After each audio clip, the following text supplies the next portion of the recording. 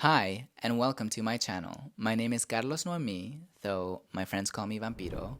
A quick note about who I am as a person. I'm queer, Mexican, speak English, Spanish, and I'm learning sign language, and I'm non-monogamous / polyamorous. Now, for what this video is about.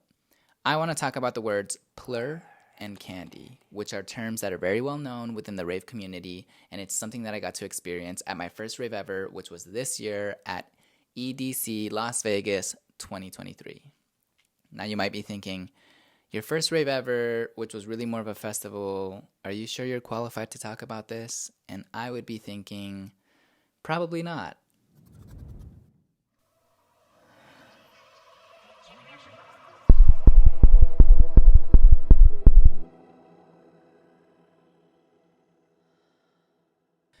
Okay, I'm gonna link other people's videos who talk about rave terms and general etiquette just in case I don't do a good job at explaining, but I'm gonna try anyway. Let's start with the word PLUR. It stands for peace, love, unity, and respect. And it's a general guideline that ravers use to interact with each other and be in the same space as each other.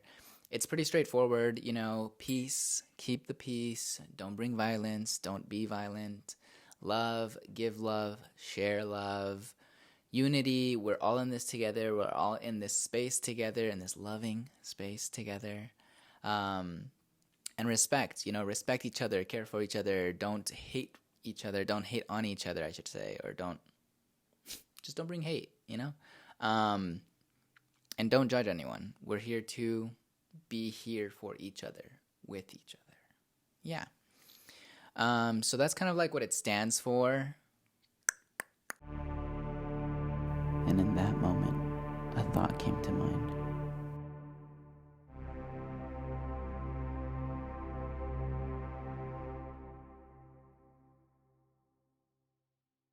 Okay, next I want to talk about Kandi with a K. And personally, I think that Kandi is anything that you create yourself that you want to gift or trade with people you connect with at the rave. Though generally speaking, people make beaded bracelets or perlers, which I have some here to show you what those look like. So this is some of the Kandi that was traded with me at EDC. I hope you can see them. They're beaded bracelets.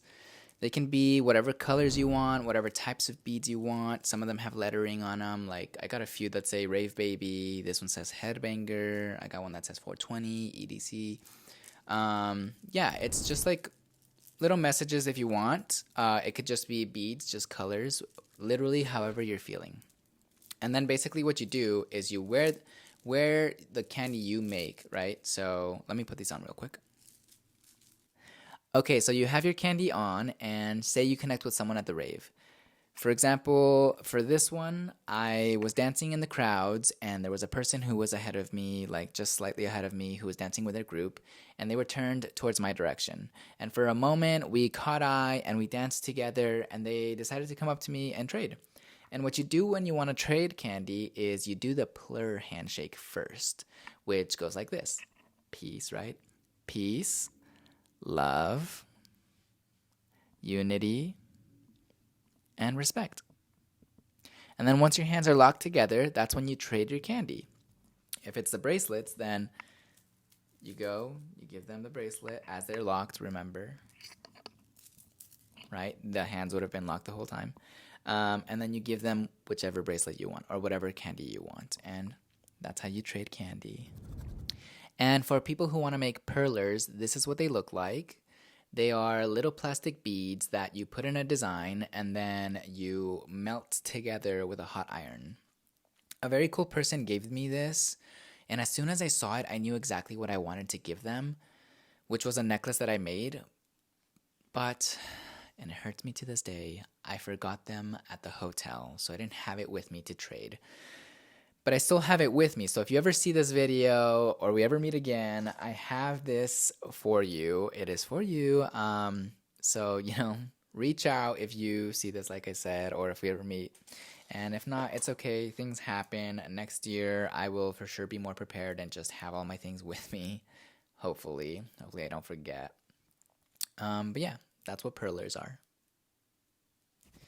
I personally don't like making perlers. There are people who make these like giant perler necklaces, like big, like, well, there's a bunch of different sizes, but they're beautiful, like really creative, and like just it looks like a lot of work. Honestly, they're really pretty. They're very beautiful, and you can see like how much that person put into it to making it. But that's precisely why I don't like making them myself. I just feel like the type of work like isn't. I don't like doing it. That's it. I just don't like doing it. So I decided to make my own necklaces. They look like this.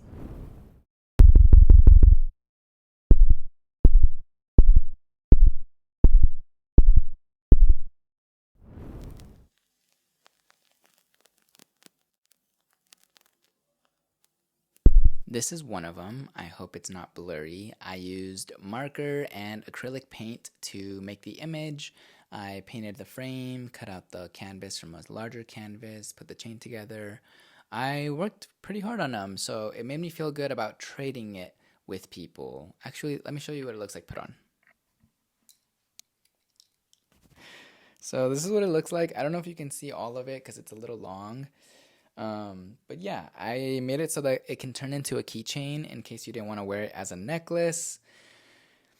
And I was so excited to trade these out. But like I said, the first day I got there, I forgot them all at my hotel. And, so no trading the first day. And then the second day, I chose to only bring 3 necklaces with me because they matched my outfit, which was disappointing because I had other necklaces I wanted to trade out, but I didn't have with me. There was a moment where I connected with someone intimately in the crowds for day 2, and I wanted to give them this one. Give me a sec. This is the one that I wanted to give to that person, but unfortunately, my outfit was white and pink for day 2, and because this didn't match, it didn't come with me, and I just lost that opportunity. Another thing that sucked, though, about that moment is after I shared this intimate moment with this person, my group was moving away. And because it was my first time going and I came with these folks, I was like, I should stay with these folks. So I had like this thought in my head where I'm like, I shouldn't detach, I should go or whatever.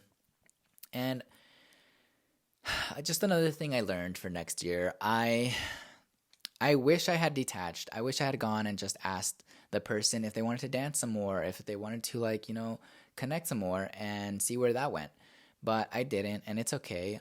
Next year, I for sure, even though I'm going with people, I want to allow myself to just do my own thing if the moment calls for it and, not limit myself, basically.